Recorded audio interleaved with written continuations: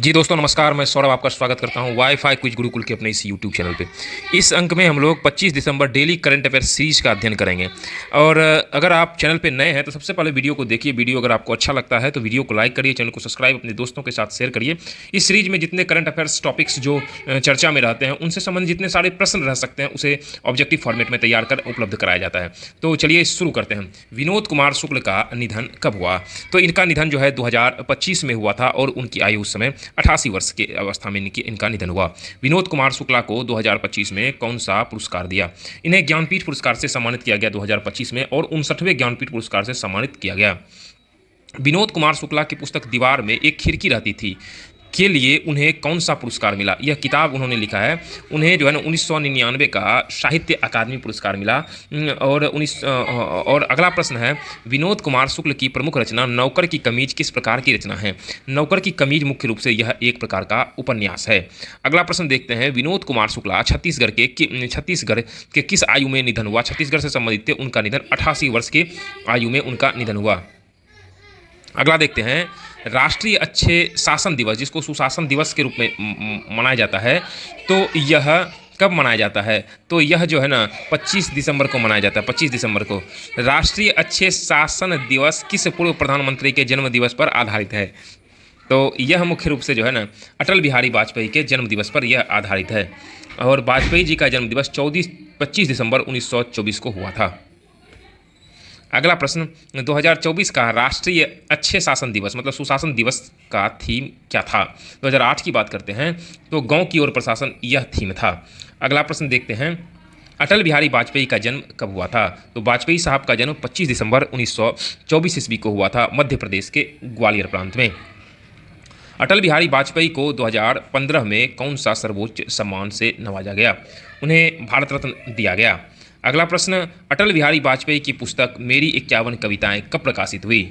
तो यह जो पुस्तक है यह मुख्य रूप से जनरली 2003 में प्रकाशित हुई और यह उनका कविता संग्रह है। अच्छे शासन सप्ताह कब मनाया जाता है? अच्छे शासन सप्ताह 19 से 25 दिसंबर को मनाया जाता है। और अगला प्रश्न देखते हैं जो कि चक्रवात वगैरह हाल ही में करंट अफेयर्स टॉपिक्स में रहा था, तो उससे संबंधित जितने सारे प्रश्न बन सकते हैं उस वह प्रश्नों को हम ऑब्जेक्टिव फॉर्मेट में देखेंगे।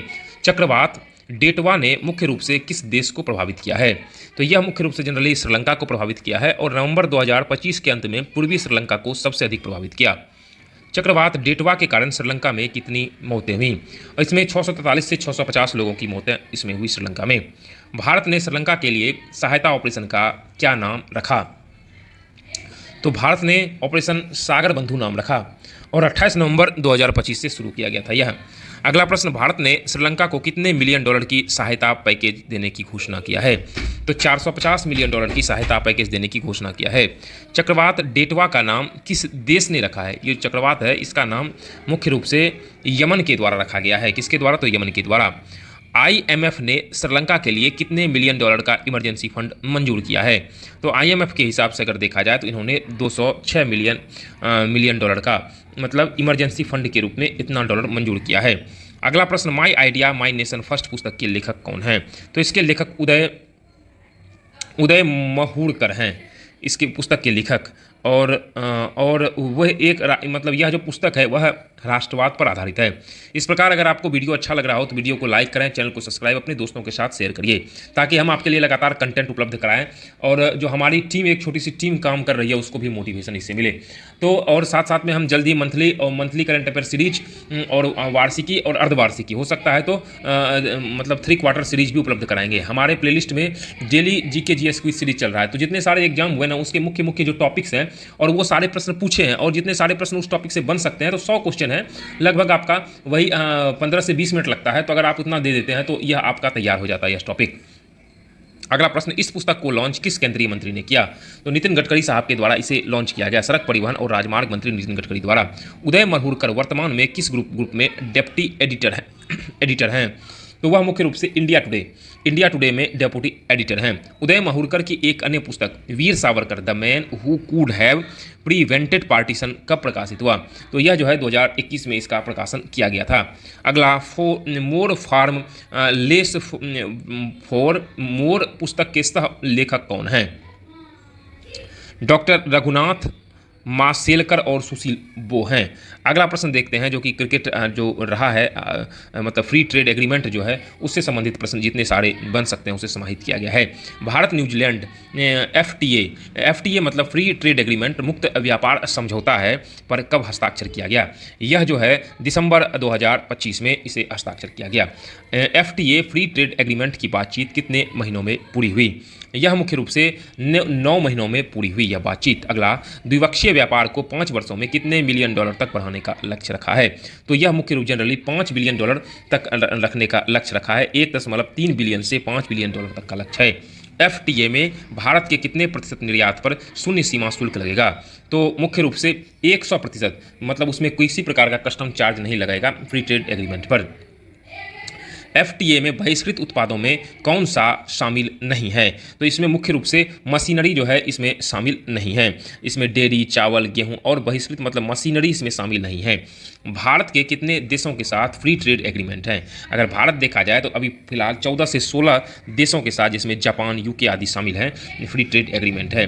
पीईएसए जो अभी यह पंचायत से रिलेटेड है, मतलब अनुसूचित क्षेत्र तक विस्तार, ये अधिनियम, पेशा अधिनियम जो है वह कब लागू हुआ? वह जो है 24 दिसंबर 1992 को इसे 24 दिसंबर 1996 को इसे लागू किया गया। अगला प्रश्न देखते हैं, पेशा अधिनियम किस संशोधन पर आधारित है? पेशा अधिनियम 73वां संविधान संशोधन पर आधारित है, जो कि भाग 9 इसमें जोड़ा गया। पेशा महोत्सव 2025 आयोजित हुआ, कहाँ पे आयोजित किया गया? तो इसका आयोजन विशाखापट्टनम में किया गया। पेशा अधिनियम किस अनुसूची के क्षेत्रों पर लागू होता है? तो पेशा अधिनियम मुख्य रूप से यह जो है 5वीं अनुसूची के क्षेत्रों पर इसे लागू किया जाता है। पेशा के तहत ग्राम सभाओं को क्या अधिकार है? पेशा के तहत मुख्य रूप से ग्राम सभाओं को भूमि, जल और जंगलों पर अधिकार है। अगला हम प्रश्न देखते हैं, बेंगलुरु में जो अंतर्राष्ट्रीय फिल्म महोत्सव जो हाल ही में चर्चा में रहा करंट अफेयर्स टॉपिक्स में, उसका अध्ययन करेंगे। 17वीं बेंगलुरु अंतर्राष्ट्रीय फिल्म महोत्सव कब आयोजित किया गया? यह मुख्य रूप से 29 से 6 फरवरी 2026 को इसका आयोजन किया गया। अगला, इस महोत्सव को किस राज्य सरकार द्वारा आयोजित किया गया? इसे जनरल कर्नाटक सरकार द्वारा आयोजित किया गया और कर्नाटक सरकार द्वारा 1996 में भी आयोजित किया गया था। अगला प्रश्न देखते हैं कि ब्रांड एम्बेसडर कौन है? ये जो अभी जो चल रहा है, इसके ब्रांड एम्बेसडर किसे बनाया गया है? तो इसके ब्रांड एम्बेसडर जो हैं प्रकाश राज, जो दक्षिण भारतीय अभिनेता हैं, उन्हें ब्रांड एम्बेसडर बनाया गया है। ग्लोबल चेस लीग 2025 का विजेता कौन था? यह जो है एल्पाइन एसजी पाइपर्स था। अगला प्रश्न देखते हैं, यह लीग कहाँ आयोजित हुई? यह लीग मुख्यतः मुंबई में इसका आयोजन किया गया। महाराष्ट्र के मुंबई में 14 से 23 दिसंबर 2025 तक इसका आयोजन किया गया था। लीग कब शुरू हुई? यह लीग की अगर बात करते हैं तो लीग जो है 2023 में लीग शुरू किया गया। अगला प्रश्न, भारत का पहला स्वदेशी प्रदूषण नियंत्रण जहाज का नाम क्या है? जो भारतीय तटरक्षक प्रदूषण नियंत्रण है, यह टॉपिक हाल ही में रहा था।